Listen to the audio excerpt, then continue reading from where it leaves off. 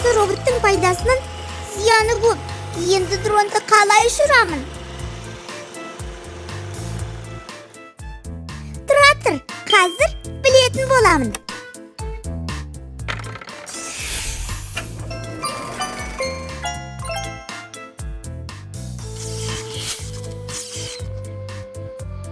Ең алғашқы робот 1927 жылы америкалық инженер Уэкслидің зертханасында жасалынып шықты. Ең алғашқы роботтың сызбалары 1950 жылы Леонардо да Винчидің жазбаларынан табылған. Содан бері робототехника алға даму үстінде. Робот жасайтын инженерлер негізгі 3 заңға сүйенеді.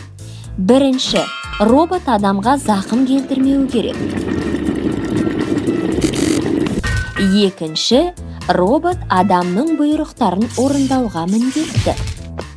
Үшінші, бірінші және екінші заңға қарсы келмегенде ғана робот өз амандығын ойлау керек. Қазіргі таңда робот жасау бойынша Жапония халқы көш бастап тұр.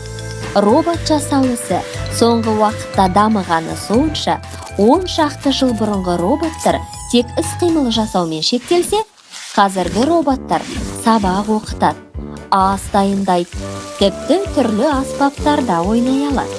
Мамандар болашақта роботтар үй жұмысына көмектесіп, адамға түрлі кеңес бере алатын дәрежеге жетеді деген үмітте. Әрине, бұл алдағы уақыттың ісі. Роботтар қазіргі таңда тек үй шаруашылығына көмектесуде емес, әр түрлі фабрикаларда жұмыс көзі ретінде қолданылуда.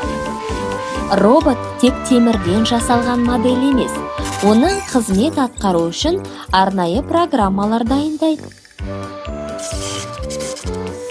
Робот адам үшін қажетті құрал. Ол жаһан жетістігі.